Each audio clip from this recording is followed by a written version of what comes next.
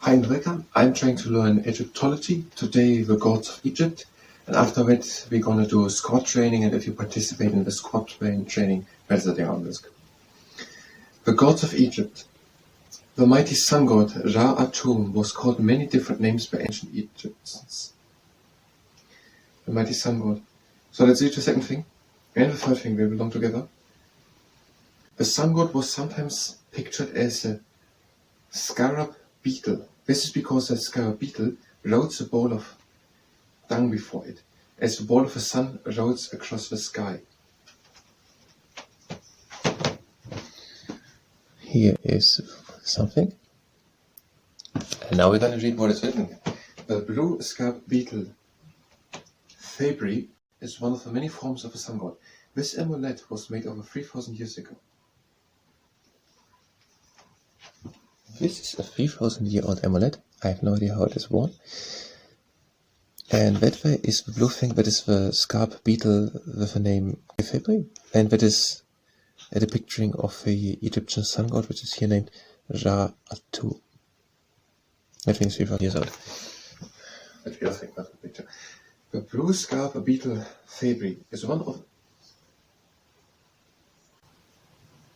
a beetle. I think a beetle was a thing of jewelry or accessory. So it is a blue scarab beetle with the name Kefri.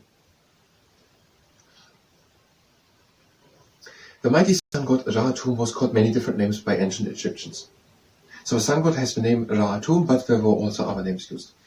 And sometimes the sun god is pictured as a scarab beetle. Now beetle is an animal. This is because the scarab beetle rotates a ball of something before it, as the ball of the sun rotates across the sky. Myths say that the sun god has a secret name, known only to himself, which was the key to all his power. That is interesting. Some myths say that the sun god has a secret name, or just a secret name, not the name, okay, a secret name, and only to the sun god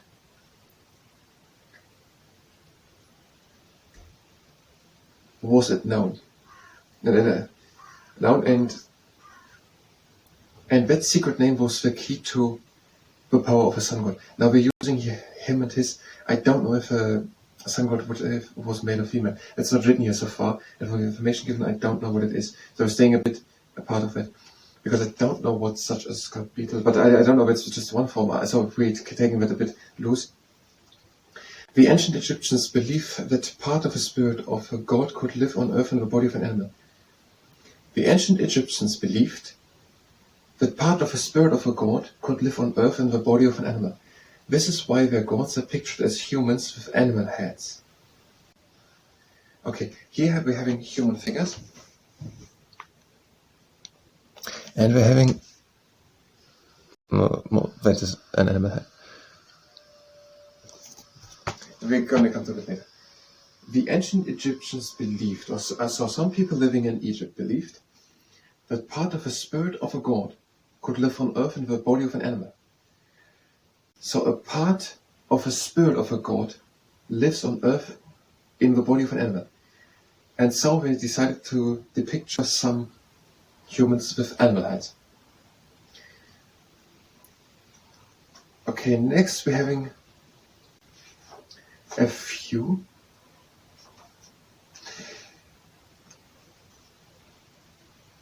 gods listed, but we're going to stay with what we had, and we will then come back. So we had Ra-Atum. We're going to say Ra-Atum, Ra or Ra-Atum. That is the name of the sun god, but it was also named by other names, and maybe the sun god had a secret name, which was then the key to the power of the sun god. And here's a 3,000-year-old blue scarab beetle with the name Kefri. But that is just one form of a sun god. That is because the scarab beetle has the habit of rolling something before it, like the sun rolls over the sky. Okay, Ra-Atum, the Egyptian sun god, but had also other names, and myths say that a secret name was the key to the power of the sun god. If you're here for Egyptology and the gods of Egypt, you can go directly to the next video. We will continue with the gods of Egypt. We will do now the squad training. If you participate in the squad training, that is at your own risk. Yeah, starting with a little warm up, bringing the leg up and putting the foot down. And the other leg up and point the foot down. And we're doing the garden gnome, heel onto the ground, pull the toes in, move the leg from left to right. And the other one onto the ground and pull the toes and move the leg from left to right. And we're doing pine pilcrow, the leg up, breathe in, out to the side, again in, out into the middle, down, other leg up, in, out, again in, out into the middle, and down. And trunk igniter, the breathing down, down, out, in, out, and the last round, breathe in, out, now breathe in across the legs, and breathe out. And now we're doing just for fun 10 squats. So the first one, and the second one, and the third one, and the fourth one, and the 5, 6, 7, and the 8, and the 9, and the 10. Now we're doing 3 more or less isometric exercises. Legs wide apart. The 6-pack squat squeeze, we're going into quarter squat, and pressing against the top of the leg just with one hand. And pressing on the other side. We're going down into a half squat and we're pressing at the top of the knee, in the middle of the leg. And we're pressing on the other side. We're going down into 3/4 squat and we're pressing close to the knee. And we're pressing on the other side. And that was a better exercise. Next exercise, the fastest giraffe of a water pond.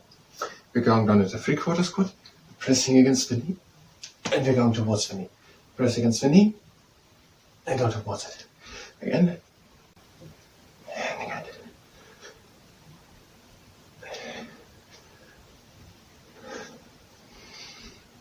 And last 2 times, press towards it, and again press. And we're doing now the last 2 exercises, the propeller. So down into full squat, the arms out to the side, going over to one side, pressing against the leg, looking up to it, and pressing against the leg. Have a little bend in the elbow. Again into the middle, over to the other side, and press against the leg, look up to it.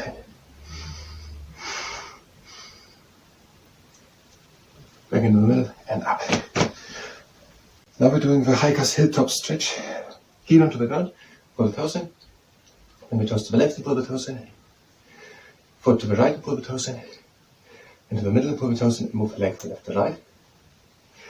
Other heel onto the ground, pull the toes in, to the right and pull the toes in, to the left and pull the toes in, to the middle and pull the toes in, move the leg from left to right. And we're ending with a trunk igniter, going down, out. Out, and last one, breathe in, out, breathe in, cross the legs, and out. That was my medial pain training. Now, squat training. I thank you very much, and until next time.